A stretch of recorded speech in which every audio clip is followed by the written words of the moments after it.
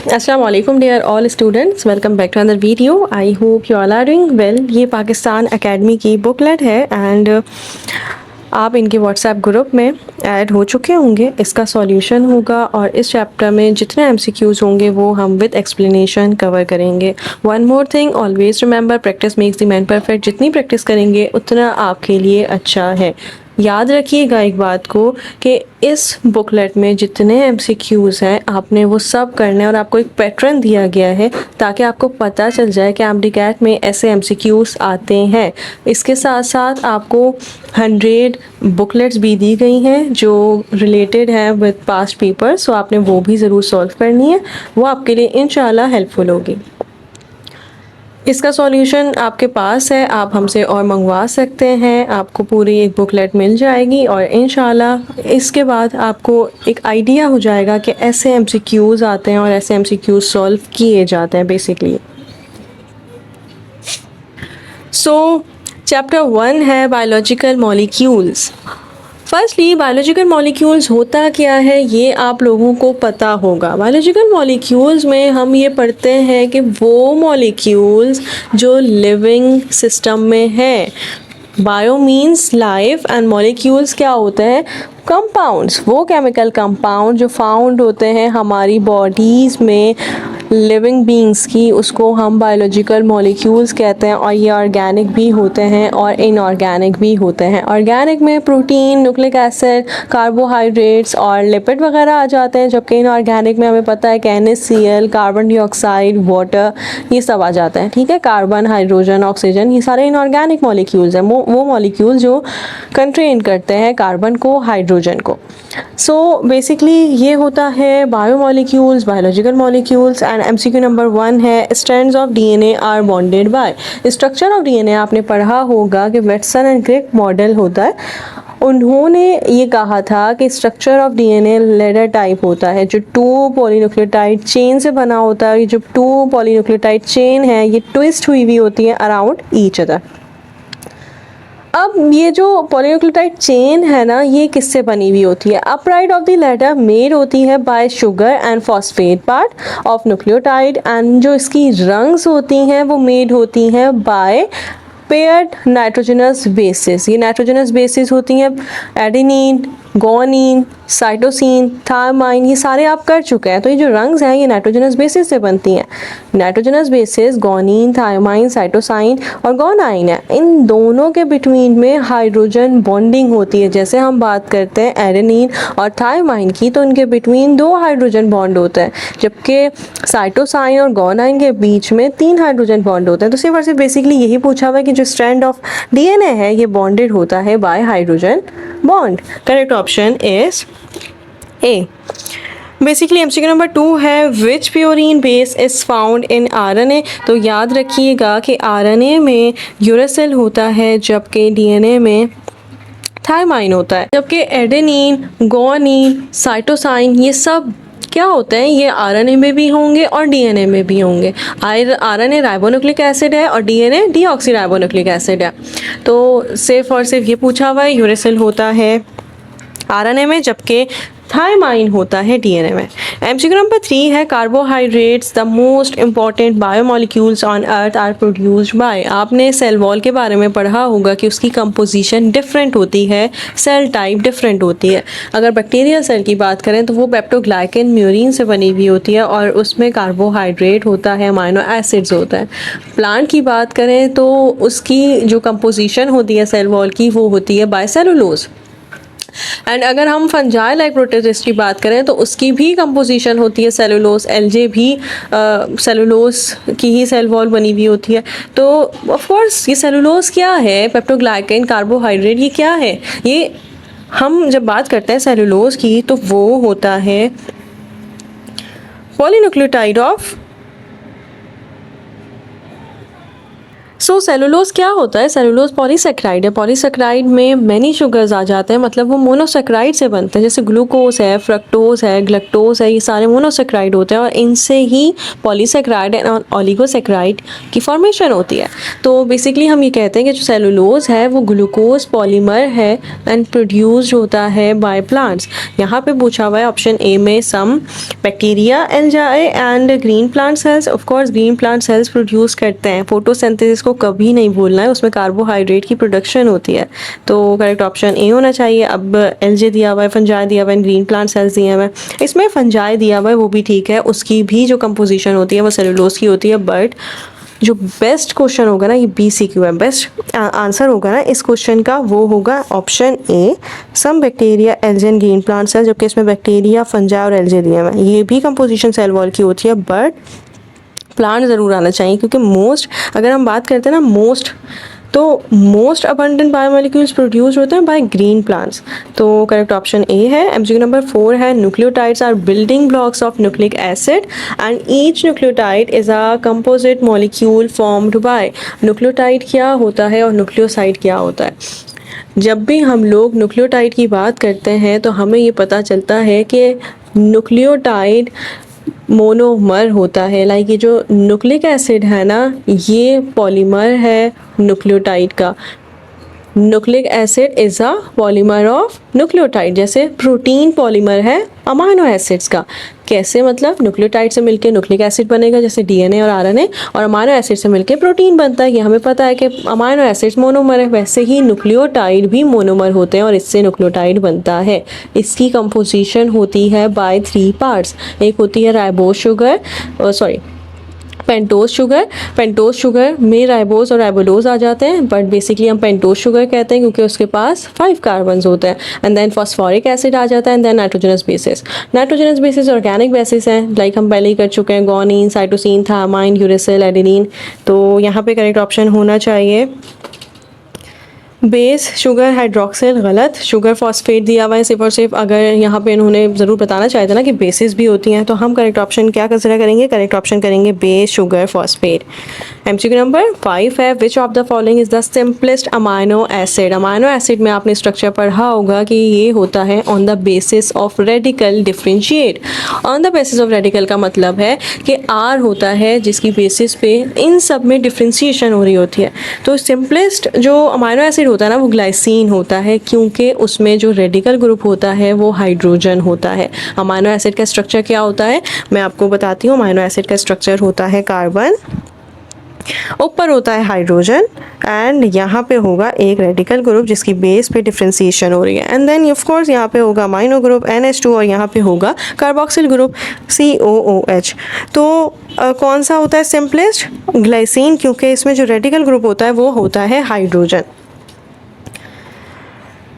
Glycosidic linkage is broken in digestion of. Glycosidic linkage किस में होती है? ग्लाइकोसिडिक लिंकेज होती है इन दी स्टार्च कार्बोहाइड्रेट्स। जबकि लिपिड में कौन सी लिंकेज होती है? ये आपको सारी लिंकेजेस पता होनी चाहिए। लाइक हम लोगों की बुक में एक पूरा चार्ट दिया गया है एंड देन उसमें बताया गया है कि किस में कौन सी लिंकेज है, और ये MCQs में पूछा जाता है। इवन हमें पता होना चाहिए कि जो न्यूक्लिक एसिड हैं वो न्यूक्लियोटाइड्स, पॉलीन्यूक्लियोटाइड से मिलके बने हुए होते हैं। अगर हम प्रोटीन की बात करें तो उसमें हमारे पास पेप्टाइड बॉन्ड होता है। सो करेक्ट ऑप्शन है स्टार्च, क्योंकि ये एक कार्बोहाइड्रेट है। MCQ नंबर 7 है carbohydrates, protein and lipids are included along with biomolecule because. Carbohydrates, protein, lipids ये सारे ऑर्गेनिक बायोमोलिक्यूल्स हैं क्योंकि ये ऑर्गेनिक कंपाउंड्स हैं, क्योंकि ये सिंथेसाइज होते हैं लेबॉर्ट्री में, और ये कार्बन कंपाउंड्स हैं जो फाउंड होते हैं लिविंग टिश्यूज में। एक्जैक्टली बायोमोलिक्यूल्स की डेफिनेशन होती है कि लिविंग बींग्स में होते हैं बायोमोलिक्यूल्स। मॉलिक्यूल्स लिविंग बींग्स में होते हैं, दैट्स वाई इसको बायोमोलिक्यूल्स कहते हैं। तो ये कार्बन कंपाउंड्स हैं जो फाउंड होता है लिविंग टिश्यूज में। Correct option is C. MCQ number 8 है all of the following are correct about water except. So exception है, एक्सेप्शन ऑलवेज देयर। यहाँ पे आपने एक्सेप्शन जब भी देखना है हाईलाइट करना है एंड देन एलिमिनेट करना है। वाटर एक मोस्ट अबंडेंट कंपोनेंट है लिविंग सेल में, और इसका जो अमाउंट है ये वेरी करता है। अप्रॉक्सीमेटली 70% वाटर होता है बैक्टीरियल सेल में एज वेल एज मैमलियन सेल्स में, एंड 90% 99% होता है जेलीफिश में। सो जो लाइफ एक्टिविटीज़ हैं ये अकर होती हैं सेल में due to the presence of water. Water नहीं होगा तो इंजाइम मेटाबॉलिक फंक्शन परफॉर्म नहीं कर पाएगा एंड लाइफ एक्टिविटीज़ अकर नहीं होंगी। तो that's why water most abundant component है लिविंग सेल में। ओके, एमसीक्यू नंबर 8 का ऑप्शन ए है water is molecule. Of course water एक मॉलिक्यूल है, एक हाइड्रोजन और दो हाइड्रोजन और एक ऑक्सीजन होता है H2O। दैट्स वाई हमें बताता है कि 2 एटम्स ऑफ हाइड्रोजन ज्वाइंट हो रहे हैं 1 एटम ऑफ ऑक्सीजन से and then each water molecule बन रहा है। ऑप्शन बी है there is little attraction between water molecules. No, water molecules में बहुत ज़्यादा अट्रैक्शन होती है। हमें पता है कि भाई जो ऑक्सीजन है उसके ऊपर नेगेटिव पार्शियल चार्ज होता है, तभी तो वाटर पोलर है, क्योंकि इसके पास स्लाइटली नेगेटिव एंड भी होता है और पॉजिटिव भी होता है। नेगेटिव किसका होता है? ऑक्सीजन का चार्ज, और पॉजिटिव होता है हाइड्रोजन का charge. That's why little attraction नहीं होती, बहुत ज़्यादा अट्रैक्शन होती है दोनों में। जब वाटर मॉलिक्यूल का आप स्ट्रक्चर पढ़ेंगे तो आपको पता चलेगा कि हाइड्रोजन और ऑक्सीजन के बीच में एक अगर वाटर मॉलिक्यूल है और वो है, तो यहाँ पे एक ऑक्सीजन के बिटवीन ऐसे होगा चार्ज। तो एक ऑक्सीजन होगा, एक मॉलिक्यूल का ऑक्सीजन होगा, एक मॉलिक्यूल का हाइड्रोजन होगा एंड देन उसमें हाइड्रोजन बॉन्डिंग होगी। तो करेक्ट ऑप्शन यहाँ पे भी होना चाहिए, बट फिर भी हम देख लेंगे। ऑप्शन सी है the covalent bonds between oxygen and hydrogen are polar और अनबैलेंस्ड। कोवलेंट बॉन्ड्स अनबैलेंस होते हैं क्योंकि एक ही ऑक्सीजन से दोनों हाइड्रोजन अटैच हुए हुए होते हैं, बॉन्ड बना हुआ होता है।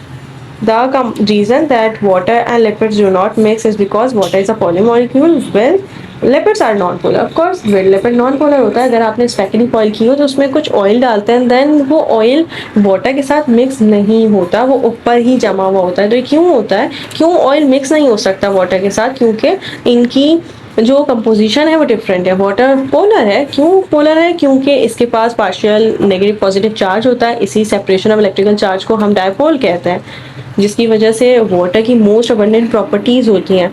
तो यहाँ पे करेक्ट ऑप्शन सी है, बिल्कुल है, और डी भी है। वाटर है slightly relatively high heat of vaporization because of strong intermolecular attraction. High heat of vaporization का मतलब है कि वो अमाउंट ऑफ हीट जो रिक्वायर होती है per unit mass of liquid substances to be vaporized, इसकी बहुत ज़्यादा हीट ऑफ वेपराइजेशन होती है, क्योंकि अगर कम होगी तो ये तो एवोपरेट हो जाएगा और हमारी सेल एक्टिविटीज़ परफॉर्म हो ही नहीं पाएंगी। That's why amount of heat जो हम कैलोरीज में लेते हैं वो रिक्वायर्ड होती है। कितनी? वो रिक्वायर्ड होती है 574 कैलोरी पर ग्राम, जिसको हम 574 किलो कैलोरी पर केजी कहते हैं, और ये 1 ग्राम या 1 केजी ऑफ सब्सटेंस के लिए रिक्वायर्ड होती है टू बी वेपराइज्ड। दैट्स वाई याद रखना है कि वाटर एक कूलिंग एजेंट के तौर पे बिहेव करता है, एक्ट करता है, और थर्मल शॉक से प्रिवेंट करता है बॉडी को। सो करेक्ट ऑप्शन यहाँ पे होगा ऑफ कोर्स बी, क्योंकि लिटिल अट्रैक्शन नहीं होती, हाईएस्ट अट्रैक्शन होती है। एमसीक्यू नंबर 9 है which is not a characteristic of water. So water has a high specific heat. बिल्कुल इसकी हाई स्पेसिफिक हीट होती है, क्योंकि जो अमाउंट ऑफ हीट है वो रिक्वायर होती है by unit mass of a substance for minimum increase in its temperature. हमारी बॉडी में टेम्परेचर जो सेल का है वो बहुत मुश्किल से इंक्रीज होता है, क्योंकि इसकी स्पेसिफिक हीट कैपेसिटी है। हमें बहुत ज़्यादा अमाउंट ऑफ हीट चाहिए होती है। इवन हम ये कहते हैं कि जो 1 कैलोरी पर ग्राम है ना, वो रिक्वायर होता है 1 सेल्सियस या 1 केल्विन टेम्परेचर को इंक्रीज करने के लिए। दैट्स वाई इसकी स्पेसिफिक हीट कैपेसिटी होती है। बिल्कुल ठीक है, स्पेसिफिक हीट है। Water is highest heat of vaporisation, ये भी मैं पहले बता चुकी हूँ, बिल्कुल ठीक है। वाटर एग्जिबिट करता है strong cohesion tension. Of course हम पहले ही बात कर चुके हैं कि अट्रैक्शन हाईएस्ट होती है। कोहेजन थ्योरी भी हम कर चुके हैं। कोहेजन थ्योरी में हम बताते हैं कि स्ट्रॉन्ग टेंशन होती है इन दोनों के बिटवीन। वाटर टेंसाइल इफेक्ट को फॉर्म करता है ना, अगर आप रस्सी देखें तो वो टूटती नहीं है, वो एक साथ ज्वाइन हुए हुए होता है। ऐसे ही ये साथ ज्वाइन हुए हुए होते हैं, इनकी टेंशन बहुत ज़्यादा होती है। Water is known as universal solvent. Of course जो मोस्ट अबंडेंट कंपोनेंट है तो इसको हम यूनिवर्सल सॉल्वेंट ही कहेंगे। सॉल्वेंट का मतलब होता है वाटर, जबकि सॉल्यूट होता है कोई सॉलिड। एंड ऑप्शन डी है water is less dense than ice. आपको पता है ना कि जब हम देखते हैं ना कि बर्फ़ जम गई है ऊपर, तो आइस फ्लोट कर रही होती है वाटर पे। आइसबर्ग भी पढ़ा होगा ना, आइस आपने फ्लूइड फिज़िक्स मॉडल भी पढ़ा होगा, तो उसमें हमें ये बताया जाता है कि आइस फ्लोट करती है, नॉट वाटर। आइस की डेंसिटी कम होती है, वॉल्यूम ज़्यादा होता है, जबकि वाटर की डेंसिटी ज़्यादा होती है और वॉल्यूम कम होता है। तो करेक्ट ऑप्शन है डी, क्योंकि ये अपोजिट कहा हुआ है। Water is not less than ice, ice is less than water. Ice का वॉल्यूम ज़्यादा होता है और डेंसिटी कम होती है। एमसीक्यू नंबर 10 है, which of the following is not a carbohydrate? Glucose, lactose दोनों ही कार्बोहाइड्रेट है। ग्लूकोज मोनोसेक्राइड है, लैक्टोज डाइसेक्राइड है। ग्लूकोज और ग्लैक्टोज से मिलकर बनता है, ओलिगोसेक्राइड भी हम इसको कहते हैं। और insulin, not insulin, insulin is an hormone. हमें पता है कि इंसुलिन और ग्लूकागॉन होते हैं जो पेनक्रियास से रिलीज होता है, एंटोगोनिस इनका रिएक्शन होता है। करेक्ट ऑप्शन सी है। एमसीक्यू नंबर 11 है, which of the following is not a heteropolysaccharide? Polysaccharide बनते हैं, हमें पता है भाई कि पॉलीसेक्राइड बनते हैं मोनोसेक्राइड से। सारे मोनोसेक्राइड जैसे ग्लूकोज हो गया वो मिलते हैं एंड देन पॉलीसेक्राइड बनाते हैं, जैसे जैसे सेलुलोज है, जैसे ग्लाइकोजन है, जैसे स्टार्च है। तो हीट्रोपॉलीसेक्राइड इसमें कौन कौन से हैं? पेप्टोग्लाइकन, काइटिन, पेक्टिन, अगार। तो हीट्रोपॉलीसेक्राइड का मतलब है इसकी कंपोजिशन डिफरेंट होगी। ऐसा नहीं है कि सारे के सारे, जैसे सेलुलोज की बात करें और स्टार्च की बात करें तो वो पॉलीमर है ग्लूकोज से मिलके ही बनते हैं, बट नॉट सेम इन हीट्रोपॉलीसेक्राइड। इसकी एग्जांपल होती है अगार, पेक्टिन और ये जो म्यूकोपॉलीसेक्राइड होते हैं या फिर हेमीसेलुलोज होते हैं, इनकी एग्जांपल्स ये होती हैं, वेजिटेबल गम्स वगैरह। तो यहाँ पे कहा हुआ है विच इज़ नॉट, नॉट का मतलब है chitin, chitin is not the example of heteropolysaccharide. Correct option यहाँ पे होगा सी। एमसीक्यू नंबर 12 है, which is of the following is are trace element required only in small amount by most living organisms? Living things, oxygen, iron, nitrogen and hydrogen. Living में आपने पढ़ा होगा about micro and macro molecules. Macro का मतलब होता है जो ज़्यादा क्वांटिटी में चाहिए होते हैं, एंड माइक्रो का मतलब होता है कि बहुत कम क्वांटिटी में भी होंगे तो काम चल जाएगा। तो कुछ एलिमेंट्स होते हैं जो माइनर एलिमेंट्स कहलाते हैं, जो बहुत लेस क्वांटिटी में चाहिए होते हैं। उसमें आयरन आता है, उसमें सोडियम आता है, उसमें मैग्नीशियम आता है, उसमें क्लोरीन, पोटेशियम और सल्फर आता है। तो करेक्ट ऑप्शन है आयरन बी। न्यूक्लियोसाइड इज, तो न्यूक्लियोसाइड और न्यूक्लियोटाइड की पहले ही पढ़ चुके हैं कि न्यूक्लियोटाइड में 3 बेसिक पार्ट्स होते हैं। कौन कौन से? बेसिस होंगी और फॉस्फेट ग्रुप होगा और एक और चीज़ क्या होगी? पेंटोज शुगर होगी। तो न्यूक्लियोसाइड होता है कि फर्स्ट स्टेप में जो नाइट्रोजनस बेसिस हैं वो कंबाइन करती हैं with the sugar, first carbon पे फॉर्म करती हैं न्यूक्लियोसाइड। तो न्यूक्लियोसाइड में क्या नहीं होता? फॉस्फोरिक एसिड नहीं होता। फॉस्फोरिक एसिड का मतलब HTFPO4 नहीं होता। सो करेक्ट ऑप्शन यहाँ पे होना चाहिए sugar and nitrogenous bases. Correct option is A. MCQ number 14 है, in unsaturated lipid molecules where are double bonds located? Unsaturated का मतलब है, मैंने ऐसे याद रखा था, एस और अप। लाइक सैचुरेटेड मतलब एनिमल्स में होंगे और ऑफ कोर्स एनिमल्स में होता है लिपिड, वो ऑयल नहीं होता, जबकि अब प्लांट्स में ऑयल होता है। तो यहाँ पे कहा हुआ है अनसैचुरेटेड लिपिड मॉलिक्यूल्स में डबल बॉन्ड्स कहाँ पे लोकेट होता है? फैटी एसिड्स में, फैटी एसिड एंड ग्लिसरॉल में, fatty acid and within glycerol और within glycerol only. Fatty acid and glycerol को ज़रा डीप में हमने पढ़ना है। इसका मतलब है कि जब भी हम लोग अनसैचुरेटेड फैटी एसिड्स की बात करते हैं तो वो ऑयल्स हैं, और ये सिर्फ ऑयल में ही पाया जाएगा। जैसे कॉटन सीड्स हो गए जिसके पास लेनोलिक एसिड वगैरह होता है, तो उसमें जब आप स्ट्रक्चर पढ़ेंगे ना तो आपको पता चलेगा कि सिर्फ और सिर्फ डबल बॉन्ड्स लोकेट होता है with in the fatty acids. Fatty acids and glycerol कहाँ पे मिलते हैं? फैटी एसिड एंड ग्लिसरॉल हम पढ़ते हैं कि एसाइल ग्लिसरॉल है।